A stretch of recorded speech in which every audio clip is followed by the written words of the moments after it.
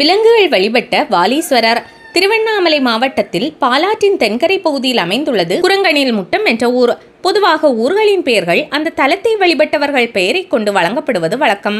அந்த வகையிலே குரங்கு, அணில், காகம் என 3 உயிரினங்கள் வழிபட்டு பெயர் பெற்றதால் குரங்கணில் முட்டம் என இந்த தலம் வழங்கப்படுகிறது. வாலி, இந்திரன், யமன் ஆகிய மூவரும் தங்களின் முன்வினை பயனால் பறவை மற்றும் விலங்குகளாக பிறக்க நேர்ந்தது. அதன்படி வாலி குரங்காகவும், இந்திரன் அணிலாகவும், யமன் காகமாகவும் உருவம் பெற்று வருந்தி வாழ்ந்து வந்தனர்.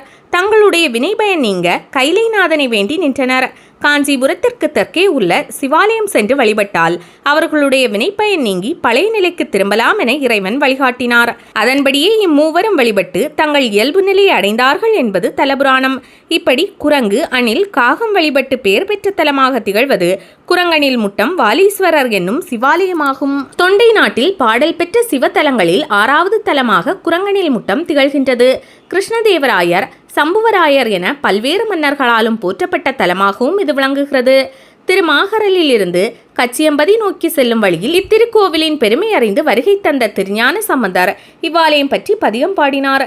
இத்தல இறைவனான வாலீஸ்வரர் மேற்கு நோக்கியபடி எளிய வடிவில் கம்பீரத்துடன் காட்சி தருகிறார். இவரே கொய்யாமலர்நாதர் என்றும் மலை மீது சுயம்புவாக தோன்றியதால் கொய்யாமலைநாதர் என்றும் அழைக்கப்படுகிறார். கருவறையில் வழக்கமாக காணப்படும் துவாரபாலகர்களுக்கு பதிலாக வலம்புரி விநாயகரும் முருகப்பெருமானும் அமைந்துள்ளனர். இத்தல இறைவனை வழிபட்டால் முன்வினைகள் நீங்கும் என்பது நம்பிக்கை. இறைவனின் கருவறைக்கு வெளியே வலதுபுறம் அன்னையின் சன்னதி தெற்கு நோக்கி அமைந்துள்ளது. அன்னையின் திருப்பெயர் இறையார் வளையம்மை என்பதாகும். அன்னை சிறிய வடிவில் எழிலான கோலத்தில் தெற்கு நோக்கி காட்சி தருகிறாள். அன்னையின் பெயரை இறையார் வளையாளை ஓர் பாகத்து அடக்கி என்ற பாடல் வரிகளால் திருஞான சம்பந்தர் இதனை உறுதி செய்கிறார்.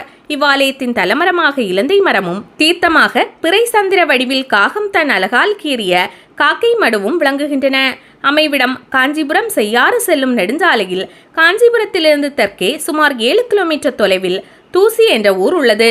இங்கிருந்து கிழக்கே 2 கிலோமீட்டர் தொலைவில் குரங்கணில் முட்டம் ஊர் இருக்கிறது.